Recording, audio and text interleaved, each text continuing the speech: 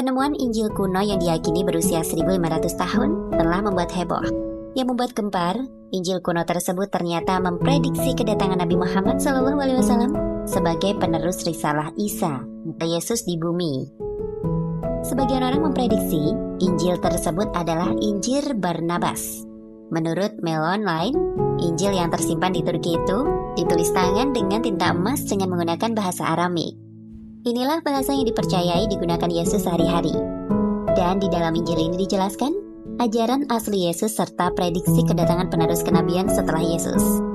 Alkitab kuno ini sekarang disimpan di Museum Etnografi di Ankara, Turki.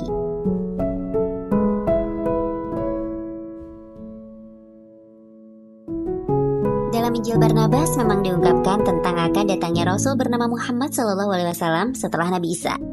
Berikut ini isi Injil Barnabas yang menyebut tentang Nabi Muhammad. Bab 39 Barnabas.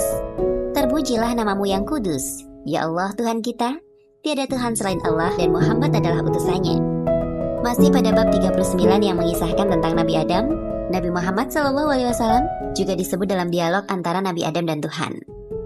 Apa arti kata-kata Muhammad utusan Allah? Apakah ada manusia sebelum aku?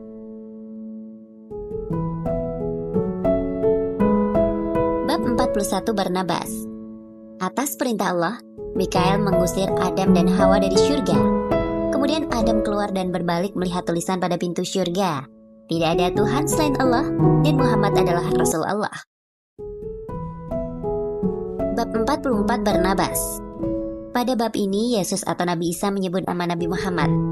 Oh Muhammad, Tuhan bersamamu.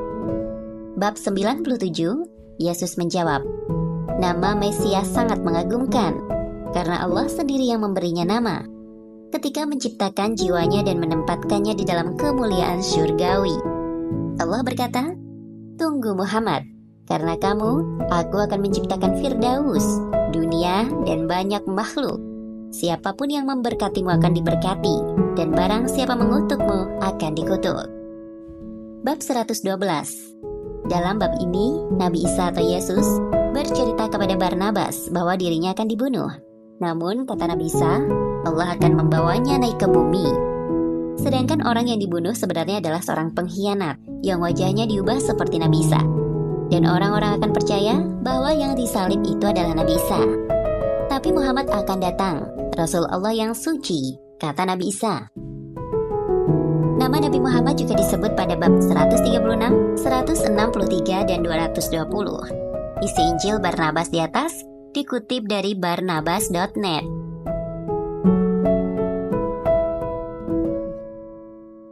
Menurut laman Al-Arabia, meskipun spekulasi tentang kitab kuno yang diduga sebagai Injil Barnabas itu meramalkan kedatangan Islam, namun sejauh ini tidak ada bukti yang menegaskan hipotesis tersebut.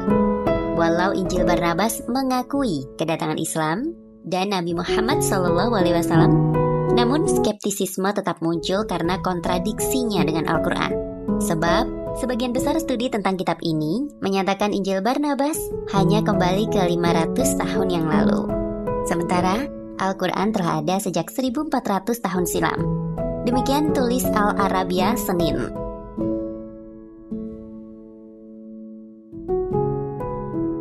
Adanya kontradiksi inilah yang akan menjadi alasan utama mengapa para sarjana Arab mengabaikan terjemahan bahasa Arab Injil tersebut yang diterbitkan 100 tahun yang lalu. Sebagaimana diulas secara rinci oleh penulis dan pemikir Mesir, Abbas Mahmud Al-Akkad. Dalam sebuah analisis yang ditulisnya pada 26 Oktober 1959 di Surat Kabar Al-Akhbar, Akkad mengatakan, deskripsi neraka dalam Injil Barnabas didasarkan pada informasi yang relatif baru yang tidak tersedia pada saat di mana teks itu seharusnya ditulis. Sejumlah deskripsi yang tertulis dalam Injil itu merupakan kutipan orang-orang Eropa dari sumber-sumber Arab, ungkapnya.